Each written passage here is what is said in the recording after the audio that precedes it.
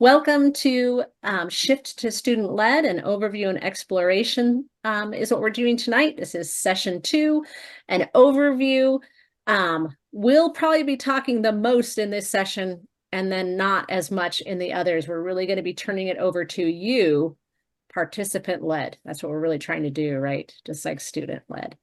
So tonight you're going to get a chance to pick how the rest of your sessions go. So this is going to be pretty exciting. So as you came in, we dropped a quick learner survey just to get some feedback from you guys on how you're feeling today, what you're ready for today. And we've got special education teachers coming here from down in Seattle. We've got a couple Burlington Edison teachers here supporting our local presenters as well, which is great. We've got some general education teachers here, which is awesome. It's really great for us to have a wide variety of different voices in the room, and we really appreciate hearing everybody's opinion. As we're looking for how we're feeling ready for learning today, somebody's got their Diet Coke, which I am missing. I'm a little jealous of that. I need mine in the afternoon as well.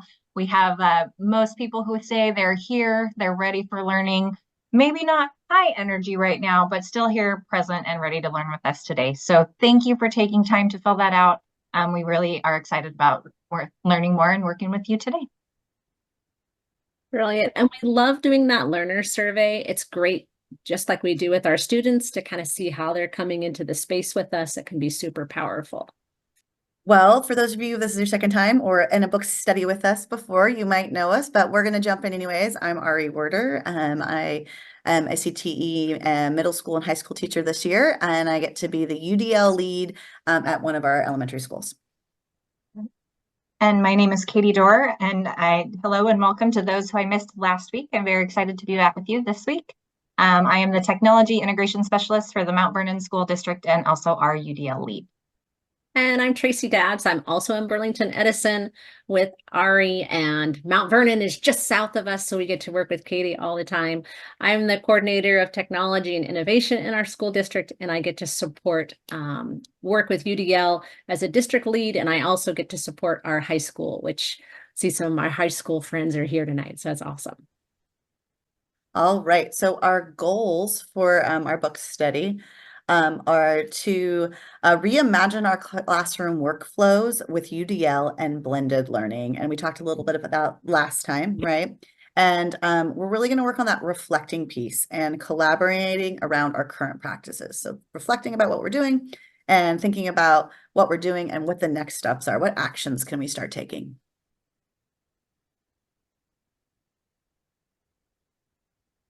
And the goals for our session tonight, we're going to be completing an overview of some of the book sections with you, and we're going to review the book study exploration choices that we've come up with. And it's kind of fun. We actually used some of the shifts in the book to create the exploration. So we're excited and very curious about what exploration choices people are going to make. And that choice is going to guide your work through the rest of our sessions. We also have an organizer. I dropped that in the chat for them. Oh, thank you so much. So if you like an organizer to take notes, or if you're just using, just to post it in paper, that's fine. But sometimes those digital organizers are great. And Ari, thanks so much for helping remind us about how nice those organizers are. So your feedback from last time, which I was very excited to review since I wasn't here, and it looks like these ladies did a fantastic job without me, which does not surprise me at all. It looks like you all said that the goals were met at 100%. You loved having choices as well as different breakout sessions to participate in. We had a little bit of mixed feedback. Some wanted more time in breakouts and less personal time for review. Some people really liked the personal time for review. So we've changed up some of our things so that we're going to give you options for if personal time for review works for you, you'll have that option. If you really want to discuss and jump into a breakout room, that will be an option for you too. So we've made those changes based on your feedback, and we will be asking for feedback again at the end of the session to see what worked for you and how we can best meet the needs of this book study for you.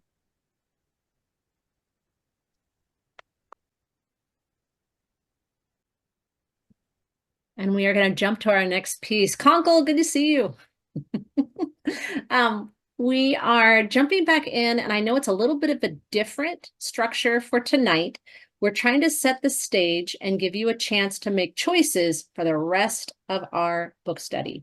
And I'm really working on speaking slowly. We have an ASL interpreter, and boy, people that know me know I speak really fast, so I'm really trying.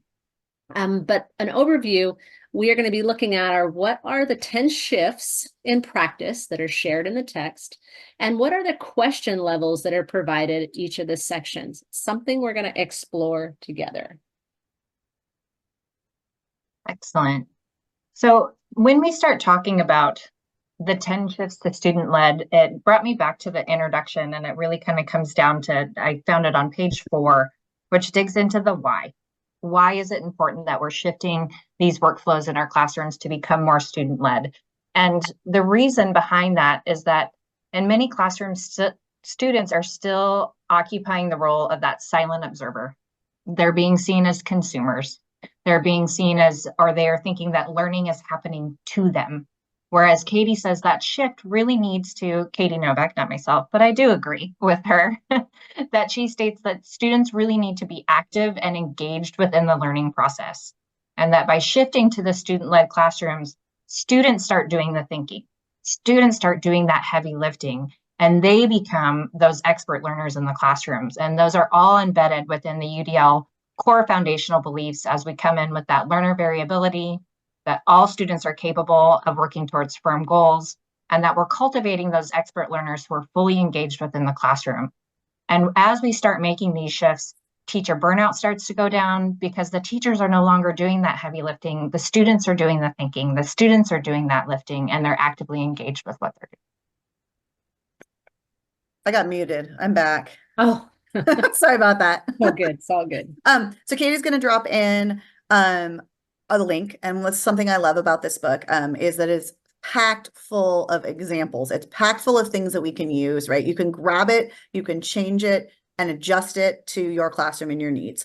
And I love that there's the QR code in the front that gets you here, and you'll find it on the website. But this is every single one of the images from the book, and they're editable, right? So you can make a copy of it. They're docs, not PDFs. So you can go in and start putting in the things that you want and use them. So really great resource. So it's definitely something worth coming back to and pinning if you click on the link. And we'll keep reminding you too as we explore some of them, but there are some really nice resources. Thanks, Ari. All right, so now we're going to try to quickly just highlight the shifts for you. And the hope is that a couple of these just really kind of resonate with you so you can dig more into them in a moment, knowing that we are going to pick things to explore and give you a chance for exploration choices for the rest of the book.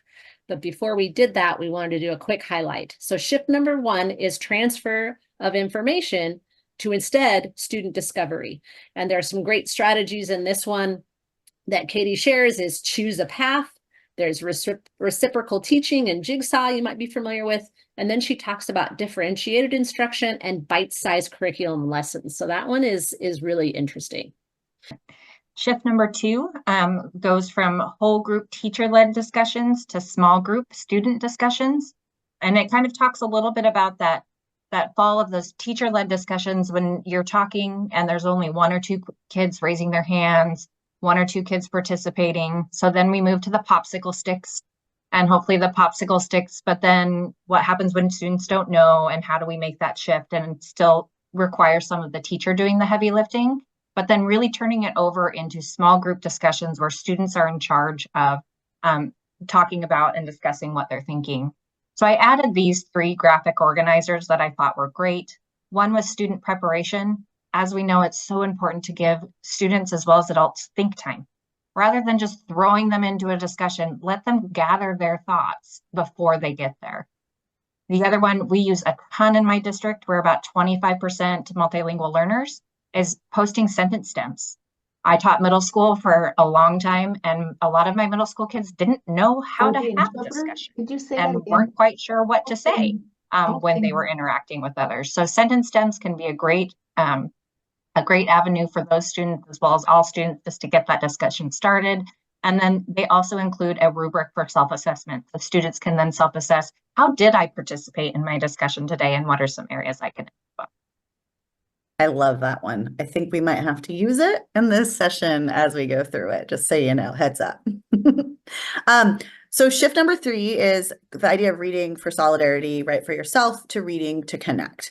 And I really thought I'd pull a quote that kind of explains why, right? So an expert at learning is continually growing and developing through introspection and guided feedback, right? From experts and their peers, right? So this idea that we need feedback and we need to have it along in the process, right? The key to expert learning is self-knowledge as a learner, right? We're going to get better as learners. We're going to practice that with it. So this section has 5 strategies. It's actually a pretty thick chapter section in this piece because there's some pretty powerful and explanations of styles. One of my favorites is the playlist, and they use this playlist theory so that students can pick the rate and speed in which they might travel through the assignments. And she uses, or the two of them use this particular format throughout the book, but really they introduce it in this chapter for you to get a little bit of the ideas for it. And the reading strategies choice board, I love what they say here. Select a reading strategy you want to practice as you read this, right? So really breaking down that choice boards, having a specific goal, right? But lots of ways of getting there, knowing that there isn't just one strategy that affects learners. So it's not a bunch of different projects, it's a different strategy for the same goal. And I love how a lot of her scaffolds have those images added, right? So students get used to that play symbol. They get used to, oh, I see the paper with a pencil, right? So I get those graphics really support me. And what I love on this, right, Tracy, thank you for bringing that up, that right side column is actually where students insert their own work, right? So it's not that they click on it and there's that option for them. It's that they can answer the prompt, the directions by putting a video in, by writing it or speaking it, right? So it's a reminder, you have 3 ways to show me that you reflected, right? And then, so there's choices along the sides, and you'll see that several times. It's pretty amazing. Shift And number useful. 4. Oh, sorry. Shift number 4 is the idea of an audience of 1 to an authentic audience. And this is one I know I remember in the classroom trying to give students an authentic audience could be really tough, but she has some great strategies in here. And also just that raft strategy of just creating your product, just a really great support. I'm sure a lot of people have seen the raft piece. And then helping the students build empathy for who their audience could be, and then also those gallery walks of making it a really great environment for students to have others come and view their work. So she has some nice strategies in there for that one. And shift number 5 talks about teacher created versus student generated review and practice. And in there are quite a few different templates that students can fill out. And as the teacher has their firm goals and learning targets available for the students actually go through that material and generate what are some good questions to ensure that they're understanding or their peers are understanding. So really turning the power over to the students so they can self-create and self-design some of those questions and review as they're learning the new content. I feel really lucky that my slide number hit on the 6 one here, because I am in my classroom right now, like many teachers, thinking about how do I create opportunities for assessment, right? And formative assessment. And how is it a tool, right? And thinking, right? How does it help a learner change what they're doing? How does it impact them in the process? So the quote that I pulled from this was, too often assessments are used as a measurement tool as opposed to a reflection tool, right? Why did we first design grades? You know, they're there to give feedback. They're right, a piece for that. But if we wait until the end, we're missing that, right? It is critical that our formative assessments drive instruction and foster expert learners, right? So we need that feedback loop going into there. So I picked a couple. There's 3 strategies in this one, but they're incredibly strong. And they all are really looking at collaborative tasks to give students a chance to share their learning and to learn from others. So they're sharing it and learning themselves as they go before they get to that final important large grade, and they're able to change it. I loved the example of the exam wrapped discussion. So like these great sentence starters. I didn't put the whole thing there, but just that piece on the side, that you might ask them before they actually take the assessment. How are they feeling? What are they worried about? And then afterwards, what did you do well? And was there something you didn't do well and why? Like that's, and so important for us to know and for them to know where they're at and how can they change that. So, for those of you that are struggling with how to give grades, or how to change that, so it's not just the A, B, C, F, right? There's a lot of great support in this chapter. And I love how it focuses on process, so much Yep. of the process and not just the end product. Sorry, those are great ones. Shift number 7 is, like Ari's kind of alluded to, the idea of feedback on products is what we traditionally do, but there's really a focus on feedback on the process itself and how can we help students improve the process? Because it's super tough when your project's all done and you got your C, right? But if we focus instead on all the steps and supporting students along the way, because the point of the project wasn't just this poster board, right, or this slideshow, but it's these different pieces, hopefully in our firm and flexible goals they're learning about this certain thing, they're making transfer to their own life, or they're finding ways that they can take action on something, right? So it's more than just having this poster board done and they've had no feedback along the way. So I really like this one. The idea that we're modeling how to give and receive feedback is her first piece. There's a lot of strategies in this one. Yeah.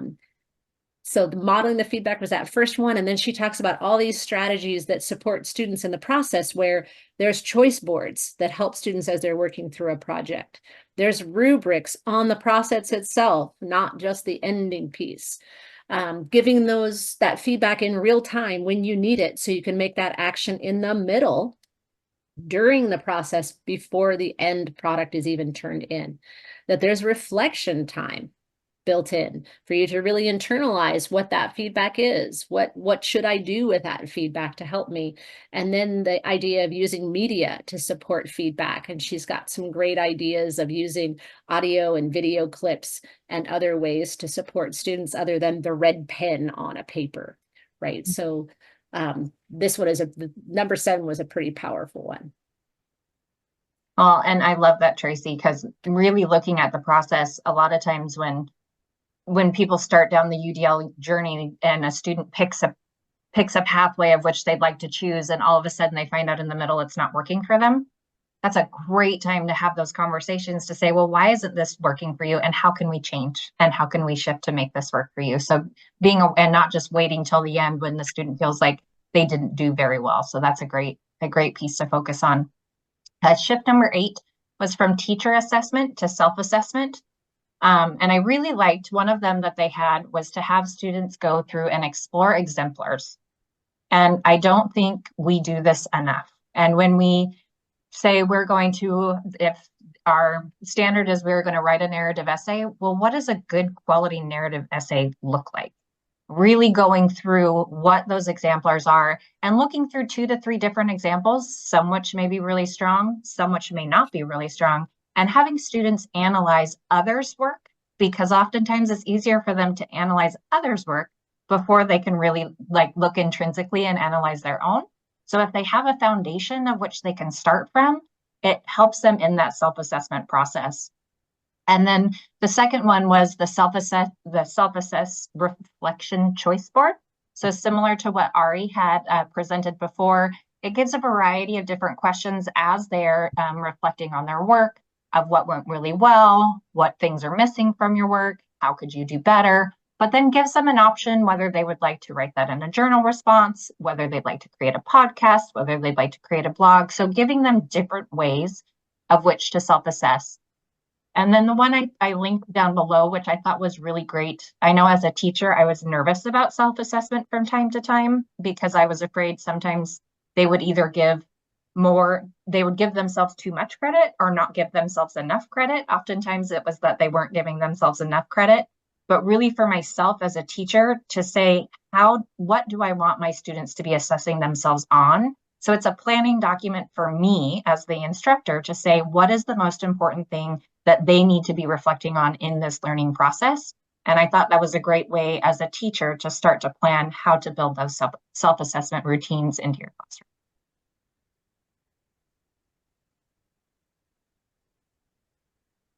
So one thing I love about this book, right, is that you can like we're going through it and it chronologically is moving through maybe where we are in the projects, but you can also pop into any of them, right? This book does not have to be read linearly, right? You can look at these different pieces, although they all connect. So shift 9 is from teacher initiating parent communication to learners owning that, right? It's this idea that they are going to be a part of that process. Once again, it is not about a final grade, that if you're going to, it's important that the practice of updating parents about students' progress be built into class time. And I think that is the case with all of these shifts we're looking at, right?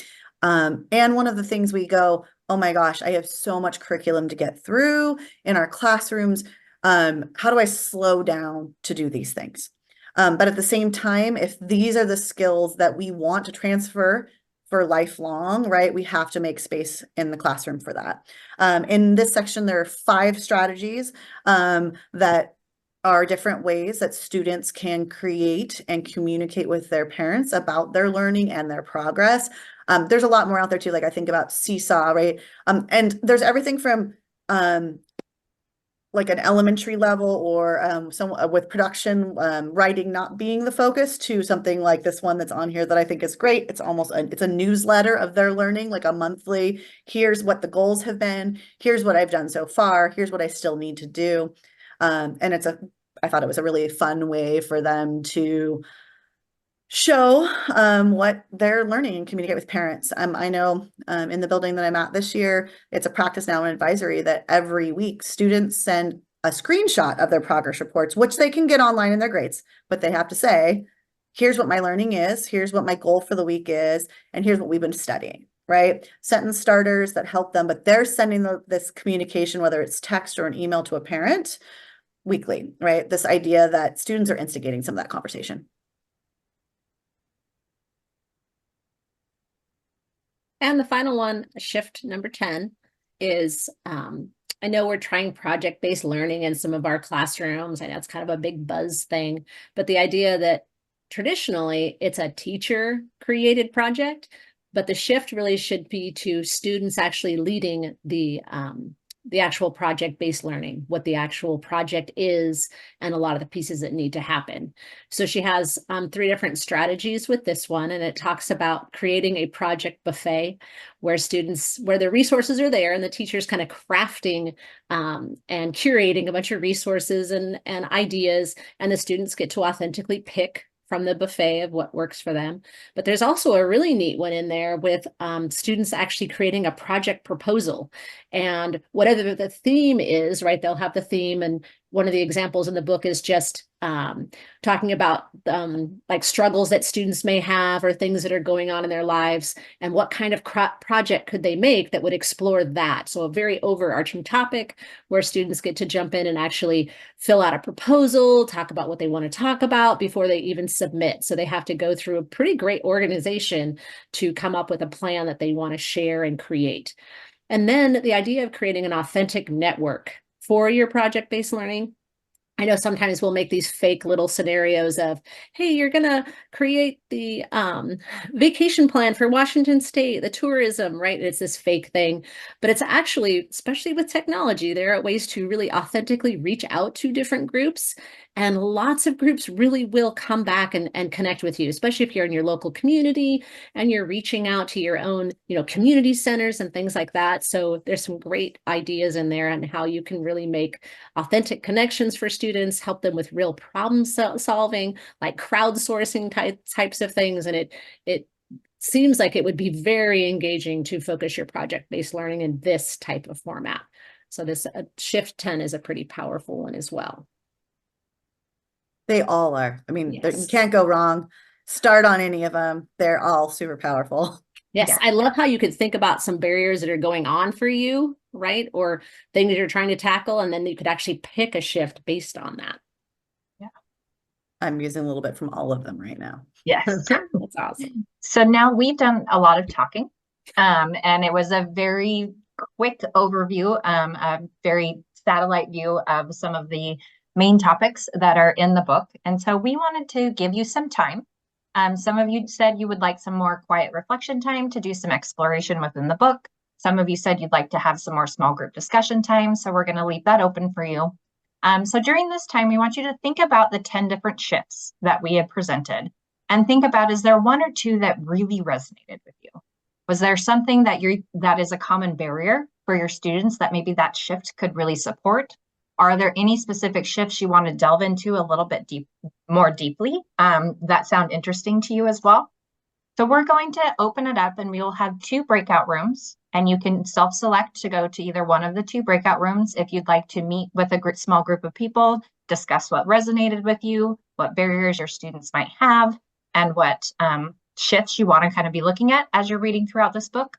Or if you'd like to use these 10 minutes to quietly go through on your own, I do have the link posted in the chat, so feel free to open up that link and explore any of those graphic organizers that are available for you. And then we will come back and do a little bit reflection together after you've had some time to discuss and reflect on your own.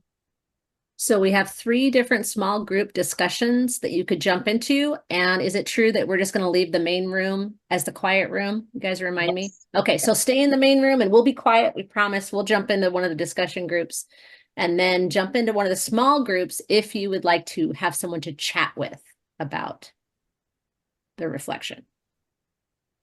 And we'll have the timer for, did we say 10 minutes? Yep, it's already started, so we're good to go. Perfect. It is going. Thank you.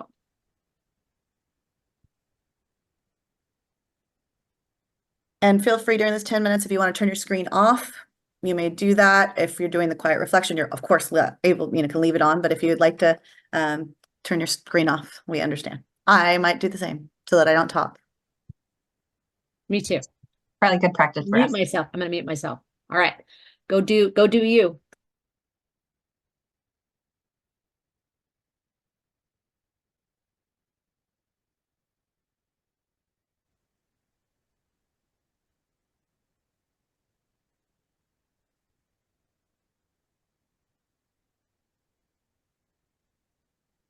Right. And Tracy, I think we are all back here at this point. Oh, is everybody bouncing back in? Everybody's bouncing back.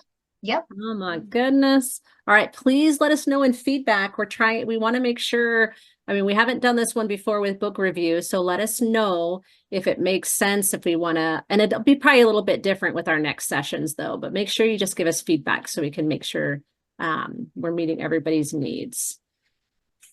We're back. Did you miss us? We always. And you're up, are we? Oh, You are. okay. So, talk about, we're asking people to take risks and try new things. We're doing it. Okay. So there's ways that are traditionally more easy, or a little easier to do a book study, especially when it comes to preparing for them. But we decided that we really wanted to model what we see in this book. So you're going to have 3 options. And we'll check in. So we have 4 sessions left, and we'll check in on and 2 more from that. So on the 4th session, we'll check in and you can change up what you've chosen if you want. Nope, you're stuck, Ari. We're not going to. No, we are kidding. flexible, Tracy. We are flexible, Tracy. Tracy might not be. No, yeah, okay. Katie and I are. We're good. We're really going to model it based on, if you look at any of the ends of the chapters, there's 3 ways they wrap it up, right? They have a section of a wrap up and review, which is a traditional summary. And we'll go through the outlines. All right, you just can tell what the 3 are. Okay. And the second one is reflect and discuss. And the third is putting into practice. Perfect. All right. Now we're going to tell what each of those choices are now. Okay. So the wrap up and review, because I started talking too soon. That's you. More of a traditional way, right? So in session 3 next time, you will look at shifts 1 through 3. You will have read those, and then we will talk about those. You will have someone who will give you more, like today, more of a sharing of information. And then we'll have a little bit of discussion, right? And you would go through each of the sections in a more traditional way of going through the book. Okay. Any questions on that? You can unmute yourself or throw something in chat. That's the first exploration option. And I just turned off chat, so now I can't see it. Any questions on wrap up and review as an option? They got it. All right. Of course they did. This is an advanced group. All right. This is me, right? Yes. Yes. So the second choice you have is called reflect and discuss. And in this one, we are really asking for a bit more engagement on your part, a bit more participation, but you are going to read the sections and be ready to really make connections, to just ready to discuss and think about how you might be able to take those into action. And again, here it shows you where you would get a chance to explore each of those shifts. We would do session 3 and do 3 shifts, and then you'd see session 4, 5, and then in 6 have some conclusion and next step ideas. So this one's kind of like the first one, but definitely more on your end, where we are going to plan this in a way where you need to be ready to chat with us, discuss, make connections to your own work and prior knowledge. Any questions on this one?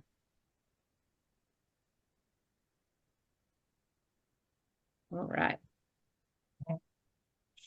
And the third one is there for those who are really ready to dive in and start putting it into practice. So as we reviewed the 10 shifts, you might have said, oh my gosh, number 4 is something that I've been struggling in my classroom with.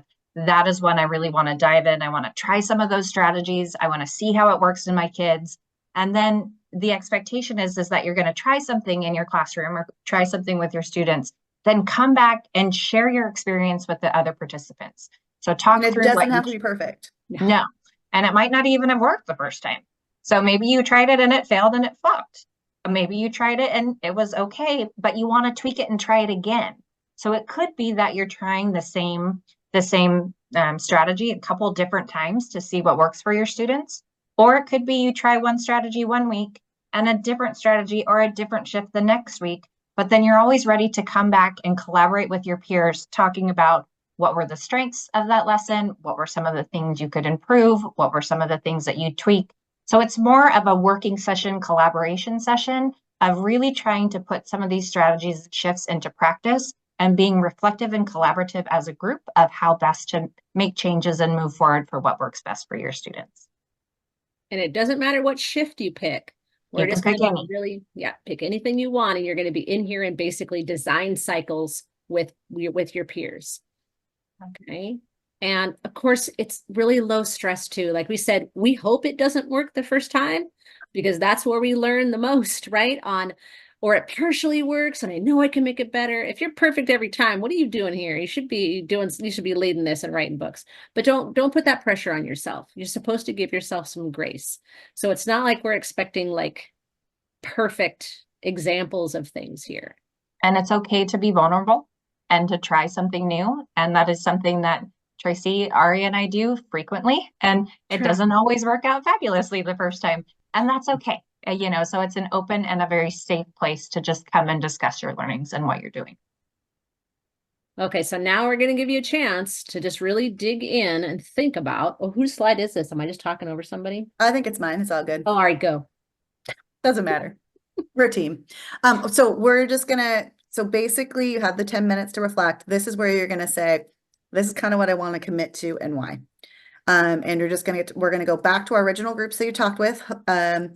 We're hoping, with your original 3, and have a chance to look at those and share what you're gonna try. All right. Hopefully you got a chance to think about what choice you want to make. And Ari and Katie are making it easy for you. You can change your mind if you want to. I wouldn't let you change your mind. That's not true.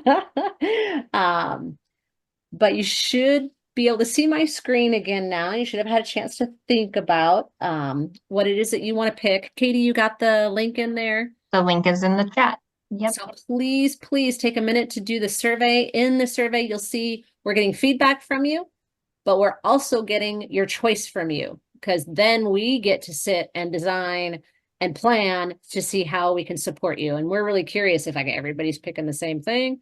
And it's okay if like one person picks, we are ready to support whatever you guys pick. And of course, please keep letting us know what is working about the sessions. What do we need to change? We did way more breakouts this time because we had a lot of requests for people to get to talk to their peers. So please let us know if that is something that's supporting you. Excellent. So coming up next, our next meeting is going to be November 7th, once again at 4:15. So what's going to be next for you is going to depend on your choice. So if you are choosing option number 1 or option number 2, if you could read the first 3 chapters.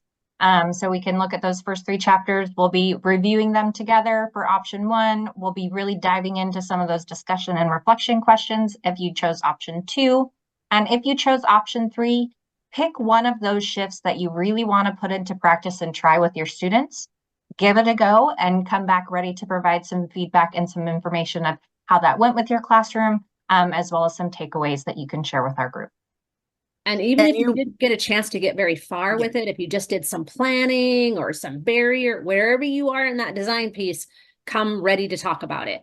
So Right. don't be nervous that, oh, I planned to do it that day and something happened.